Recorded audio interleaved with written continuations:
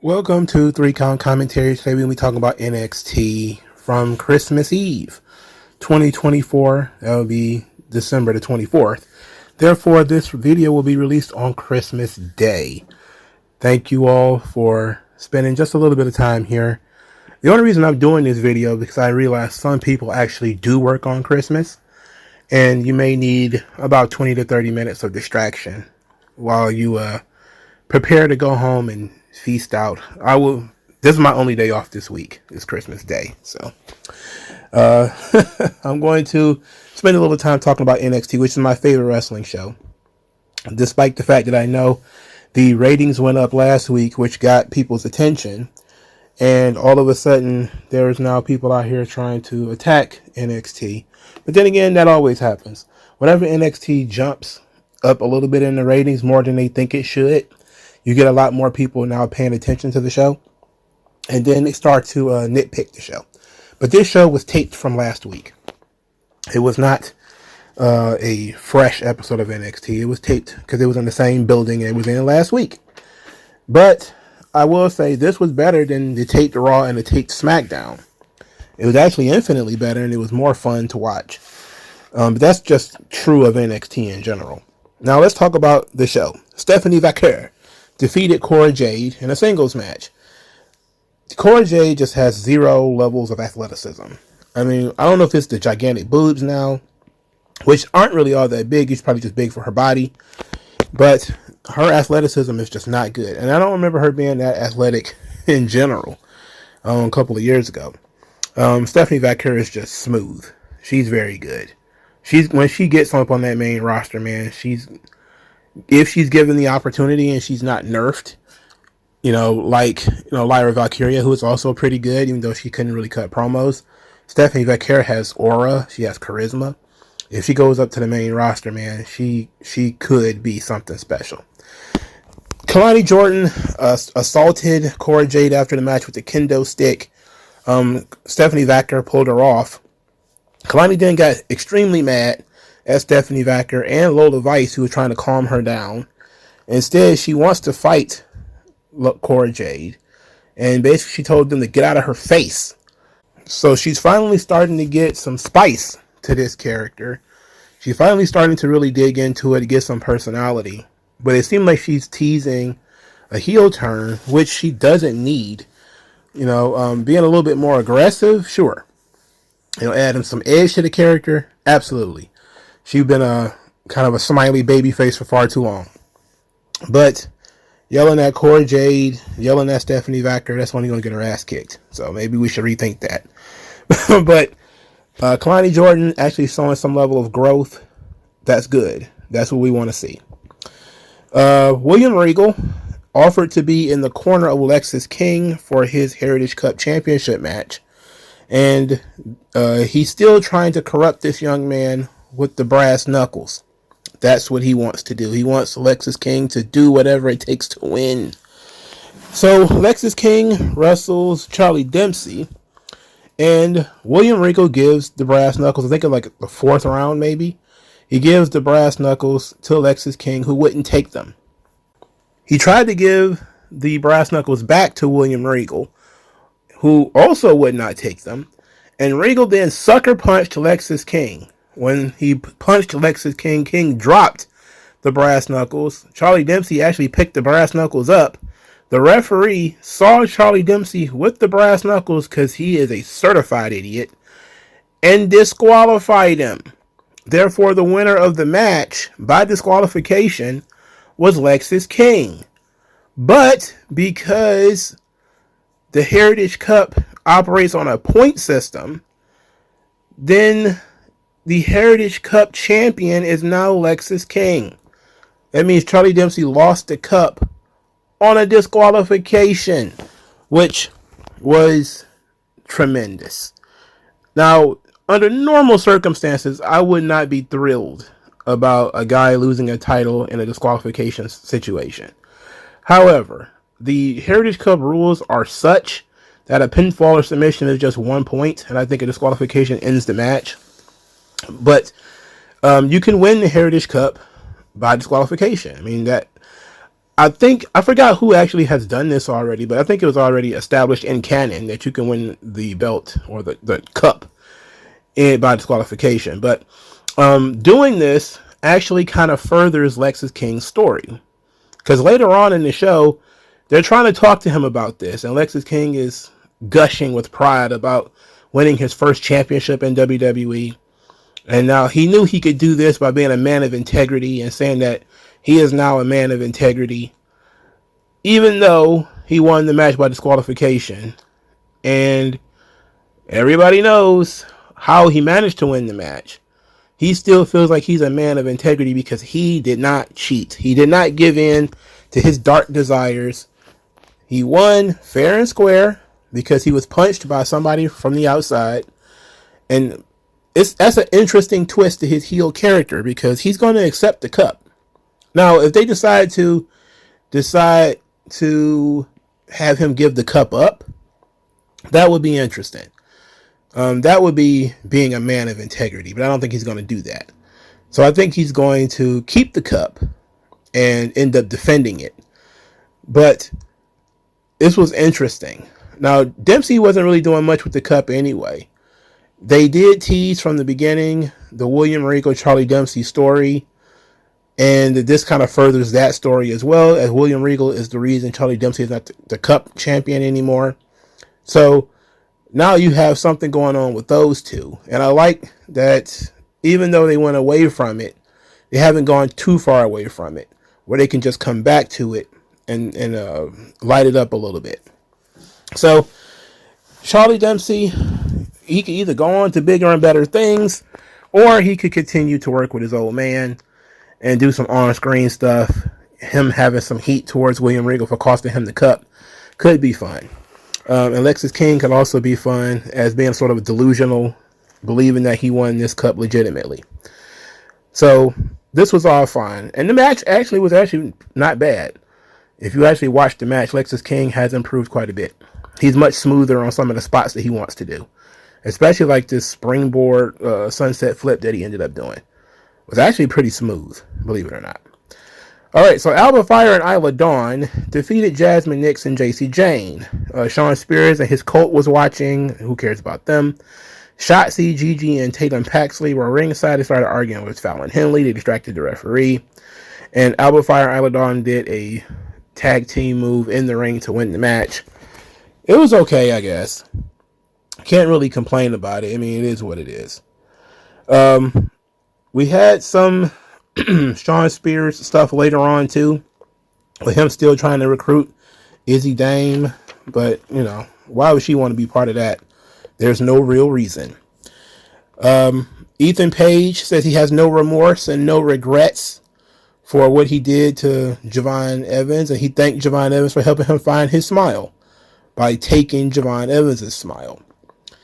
This got a lot of attention last week due to, of course, Shawn Michaels basically just running the best of Shawn Michaels through other people on NXT, which I'm actually not mad about. You know, if you're going to reuse your shit, using it to try to get over younger talent is, I guess, the best thing to do.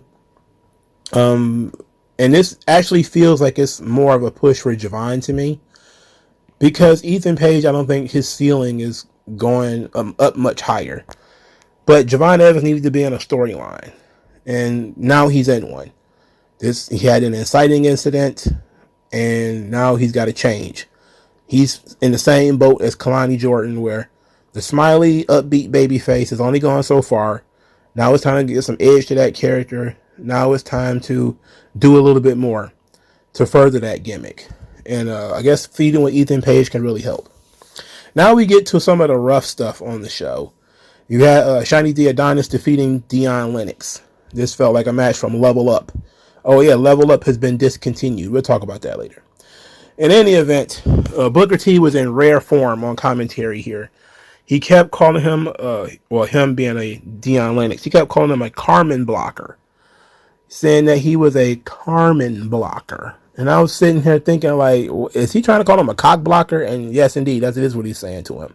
And then when Nikita Lyons came out there, He started talking about brick houses. He says when you're building a house, you want a house made of brick. You don't want made of wood. You don't want made of straw.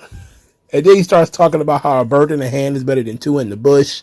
He just has so many lines. He was the star of this thing because I could not have cared less about Deion Lennox versus Ashani the Adonis. As much as I like watching young up-and-coming talent, there was just nothing about this that intrigued me or interested me. So Booker T being on commentary is pretty funny. Caden Carter and Casey, the other one, Catanzaro, they were there. Casey Squared, they were there.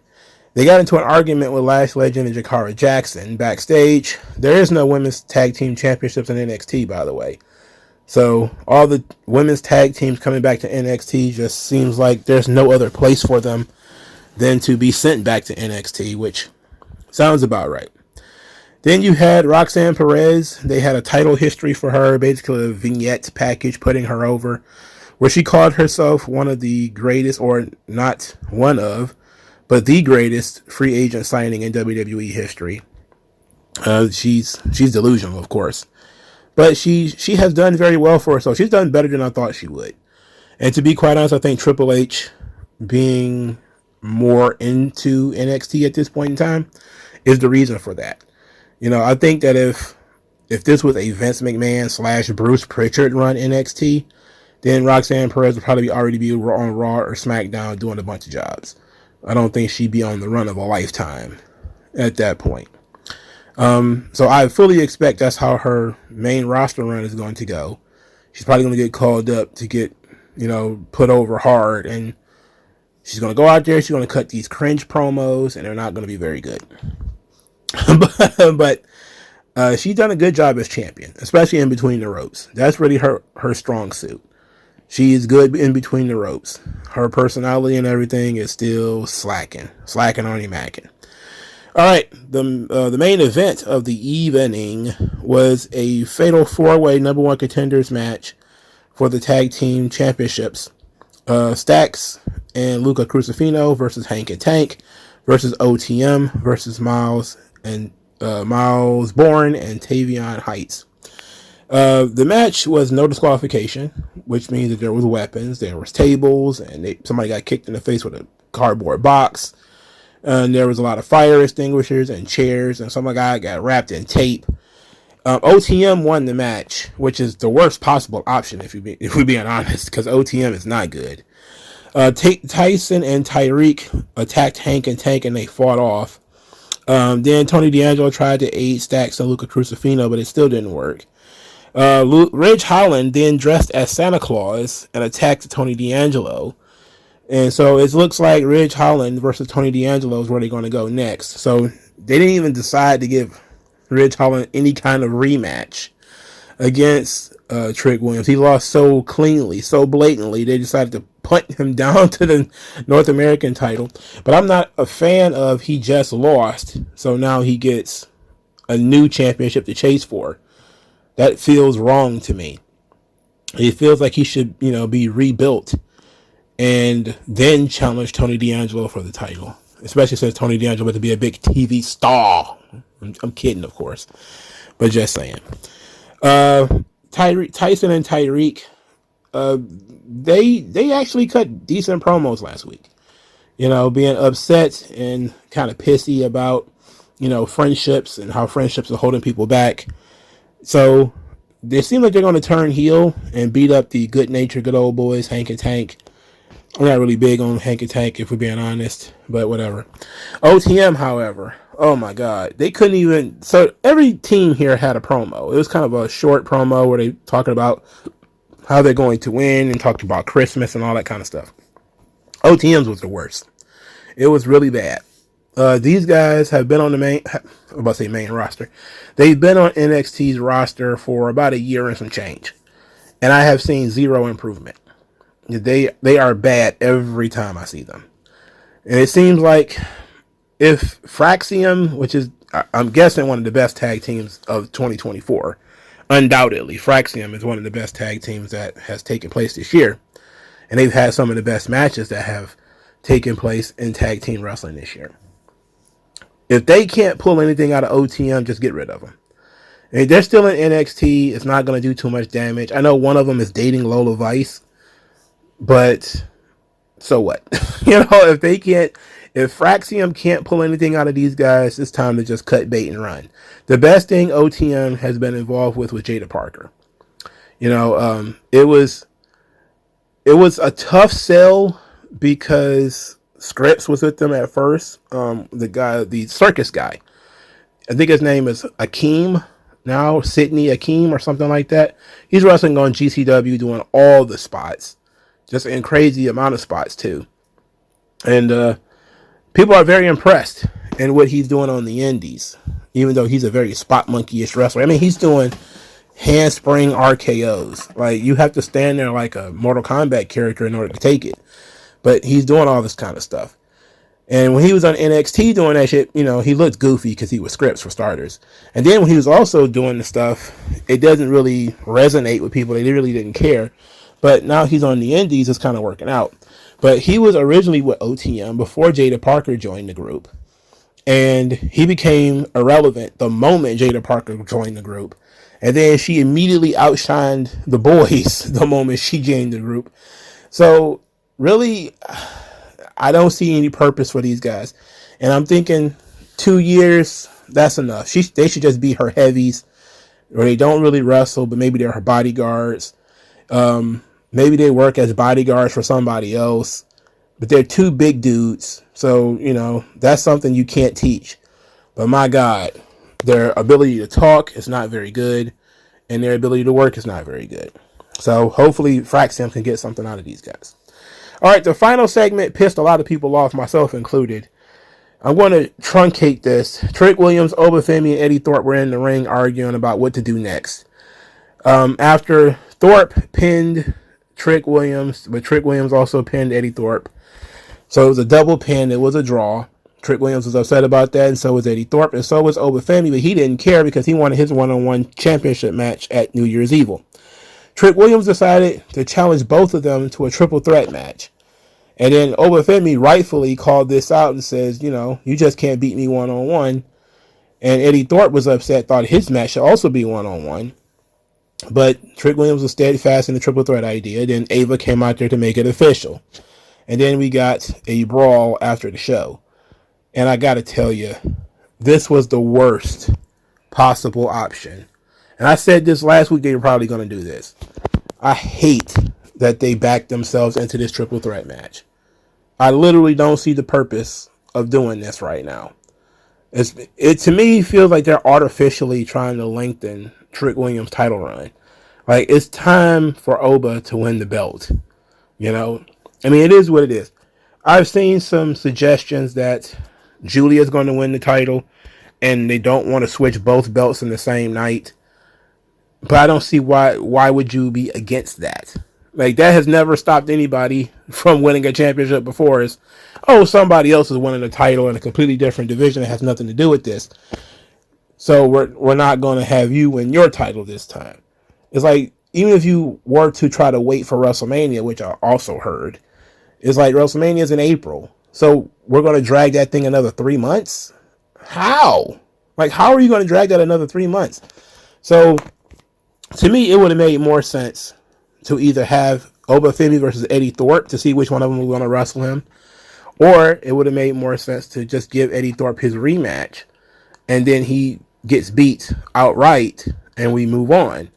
So one or the other. But now we're stuck with this triple threat shit, where now it's more than likely Eddie Thorpe's going to be the one taking the pin, and then he's going to complain, and then Femi's going to have a complaint that he didn't get a fair one-on-one match. But this really doesn't make any sense, and I don't like it. And to me, it feels like a cop-out. But then again, that's the same with all triple threat matches. If I ran a wrestling promotion, the first thing I would say is the championship can only be won or lost one-on-one. That's like a tag team championship can only be lost in a tag team match. A singles championship can only be lost in a singles match. That way, all of this can just be used to build other stories somewhere else. This cop out with these fatal four ways and these triple threat. I've been on this channel yelling about fatal four ways and triple threat matches for 5 years, man. This ain't new. I'm not new to this. I'm true to this. I don't like triple threat matches. And almost every single time they decide to do it, it's pointless. And it's a cop-out because there's somebody in the match they don't want to get pinned.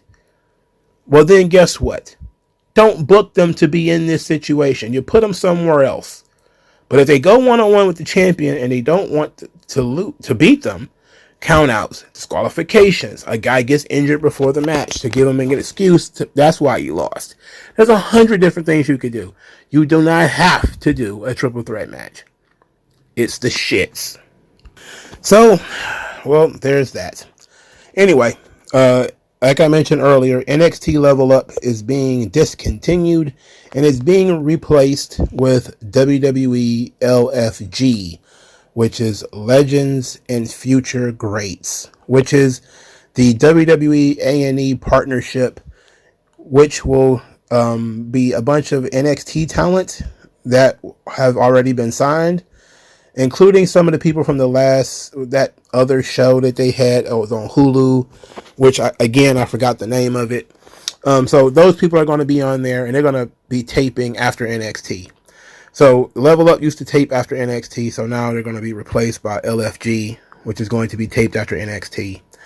And in 2025, those episodes will air on A&E. And it's been I think 3 years for Level Up, 2 years, maybe 2022 to 2024. A lot of people got a chance to cut their teeth on Level Up. Level Up kind of replaced 205 Live, which was the companion show to NXT for a while.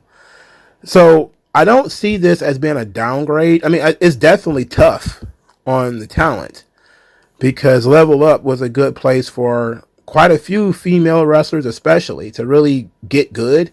I mean, Level Up was a godsend for somebody like Lash Legend, who was really not very good at all. And she spent months and months and months on Level Up. And all of a sudden, she did get better. I mean, people were giving us progress reports of Lash Legend on Level Up. And she did get better. And there were others, too. But she's the primary one, I think, that really benefited from the Level Up format. And maybe Jada Parker also. But also kind of like Sol Ruka. I think also got a lot of experience on Level Up. So now to lose that sort of platform, you do have to ask the question, what about some of the talents that have been featured on Level Up recently? Most of them have never been on NXT TV, or if they have been, it's been a short stint. What do you do with them? Do those people automatically now end up in LFG, or what? Like, how does that work? I am once again not very happy about more reality TV from WWE. Look, I know that there are some people who really like the reality television element. I've never been a fan of it. I also have said that the last show that they did was terrible. It was for Tubi or Hulu or somebody. I don't know. But it was terrible. It was a terrible show. And Tough Enough, the early seasons were fun. And then it kind of got diverted away from what was good about it. So it just feels like a game show. And I don't want the pro wrestling game shows, Like the Ultimate Fighter, kind of started feeling like a game show later on too. Early in the Ultimate Fighter, it felt like you were watching young guys become fighters, or you were watching them for their personalities, and the personalities fed into the fights quite often. But then all reality TV show just became a game show. And I'm not really a big game show guy. Jeopardy, Wheel of Fortune, okay, but I don't want to turn pro wrestling into a game show. That's why I didn't like the early iterations of NXT where they were carrying wheelbarrows and all that kind of stuff. But LFG, I may give it a watch or two because I think, you got to give things a fair try before you turn it down. At the same time, though, I'm not really tripping about Level Up being replaced. WWE replaces these B shows all the time. Sometimes the B shows just go on long enough. 2 years, 3 years, sometimes 5 years, and then they're gone. So it is what it is. All right. Merry Christmas, and I'll talk to you guys later. No one does it better.